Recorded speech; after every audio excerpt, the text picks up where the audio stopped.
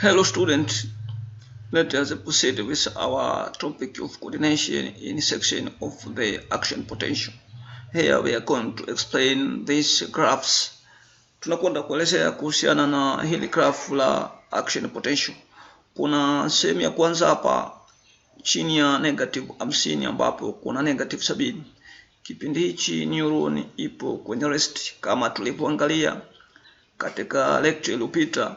Ni kwamba neuron ikiwa kwenye rest, ndani ya neuron ni negative, panakuwa na negative 70 microvolt. Hii inatokana kwamba ndani ni negative 70, ni negative, nje panakuwa na positive charge ambapo kuna sodium ion. Sasa inapopatikana stimulus, inapopatikana change environment ambayo ipo kwenye kiwango stahiki ambacho tunaita threshold potential, ina uwezo wa kustimulate zile sodium channel zika open. Sodium channel zika open, inaanza kupelekea zile positive charge zinaanza kuingia ndani. So, positive charge zikianza kuingia ndani kwa nguvu tunaita depolarization, kwamba ndani panabadilika, panakuwa positive charge. Sa positive charge zinapoanza kuingia, hii negativity ende inabadilika mpaka itafikia hapa kwenye positive charge 40. Ikifika kwenye positive charge 40 ni kwamba ndani axon pamebadilika, pamekuwa positive charge kwa sababu zile positive za nje zimeingia nyingi ndani, alafu nje panabaki na negative. Wakati huo tunasema action potential imetokea. Sasa baada ya positive charge kuingia ndani, inaacha nje ni negative na sodium gate zitafunga, zitakuwa inactive. Kwa kuna kipindi kadogo ambako taarifa itaweza kusafiri kwa sababu taarifa moja imepita na sodium gate zimefunga. Ako kipindi kanaitwa relative refractory period. Sasa ili taarifa iweze kusafiri nyingine, inatakiwa kwanza neuron irudi katika hali yake ya awali, tunaita repolarization. Sasa kurudi katika hali yake ya awali ni kuzifungua zile sodium gate na kuzifanya zile sodium gate ziwe active. Sasa hapo inatumika energy. Ile energy inayotumika inafanya kwamba zile sodium gate ziweze kufunguka na kutolewa kwa nguvu. Zinapotolewa kwa nguvu zinasababisha panarudi katika more negative, yani chini ya ile negative 70, tunaita hyperpolarization. Vile vile katika kipindi hichi ni kwamba neuron itakuwa vile vile haiwezi kusafirisha electrical signal, electrical impulse. Hii ni kwa sababu ya kwamba iko more negative kuliko negative 70. Hivyo inatakiwa tuipate stimulus ambayo ni zaidi ya hii threshold potential kwa ajili ya kuifanya neuron iweze kuanzisha action potential nyingine. Sasa katika hii diagram we got four terminology. The first one is terminology that is of hyperpolarization, which exists at this 70 microvolt.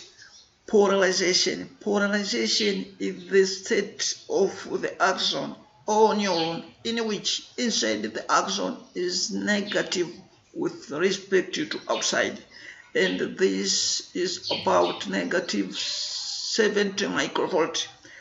And depolarization. Depolarization is the state or occurrence of the axon membrane, occurrence of the axon in which inside is positive with respect to outside. The neuron is changed from polarization to depolarization under stimulation, or when a neuron conducts electrical signal. And repolarization. Repolarization is the state of the axon in which neuron return to its normal point, in which neuron are restored to its normal point.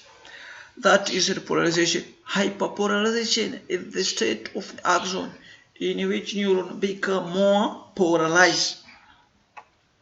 After that, let us see all or nothing law. All or nothing law. This law used to distinguish the strong stimulus and the weak stimulus. How strong stimulus and the weak stimulus can be distinguished? you must understand that when any stimulus reach initial threshold potential, sodium channel open and start to influx. It means that the action potential or conduction of electric impulse will remain constant regardless whether the stimulus is strong or weak. Let us see this explanation. The action potential only occurs if the stimulus causes enough sodium ion to enter in the cell to change the membrane potential. Hii action potential inatokea wakati sodium channels ina open baada ya kuwa stimulated by stimulus zikaanza kuingia ndani. Sasa sodium ikifika at threshold value kwenye kiwango stahiki, sodium channel open. Sodium channels open, sodium staanza ku influx inside, staanza kuingia ndani, na hapo tutasema neuron imetokea repolarization, imetokea kwamba inside pamekuwa positive with respect to outside. Sasa this means that the ion channel is either open or closed. There is no halfway of position. This means that action potential or conduction of electrical impulse remain constant. This means that action potential always reach at the positive 40 microvolts. So how we can be distinguish strong stimulus and weak stimulus? Strong stimulus and weak stimulus can be distinguished by the numbers of waves which made by the number of frequency of electrical impulse. The strong stimulus, the higher frequency, and the weak stimulus, there is low frequency. Therefore, a strong stimulus and a weak stimulus can be distinguished by the frequency of electrical impulse.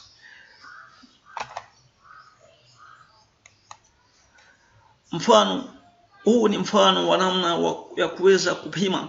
Unazipima vipi hizo volti? Hii kipimo cha kwanza cha volti kilifanyika mwaka 1949 na mwanasayansi anaitwa Hodgkin na King kwa kutumia aka kifaa kadogo aka kanaitwa microelectrode. Sasa neuron ikiwa at rest, hii microelectrode inaingia ndani axoplasm, ina rekodi -70 wakati neuron ikiwa at rest. Sasa when neuron inapokuwa stimulated, inapokuwa ina conduct electric impulse, hii microelectrode itabadilika, itaanza kusoma positive 40 microvolt. Let us see about the refractory period. Refractory period is the period in which the neuron cannot conduct any electrical impulse. This is because neurons started to recover after the action potential. Neurons started to restore after the action potential. Katika refractory period tunapata refractory period mbili. Ya kwanza ni relative refractory period. This is the period in which the portion of axon cannot be conduct an electrical impulse, electrical signal, because sodium channel are inactive, sodium channel are closed. That is relative refractory period. And absolute refractory period is the period of the period in the axon in which portion of the axon cannot be conduct electrical impulse because the neuron is under hyperpolarized. It means that neuron cannot be conduct electrical impulse until the strong stimulus is exerted. Let us see importance of refractory period. The following are importance of refractory period. The first one, it separates one the action potential and another. It prevents overlapping of the action potential.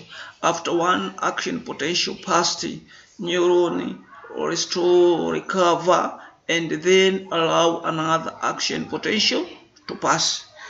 Another function, it limits the frequency. It limits the frequency which impulse may flow along the nerve fiber.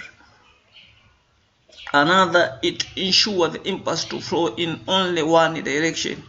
It prevents the stimulus to return to its original position. And then it prevents confusion. It prevents overlapping of the nervous impulse.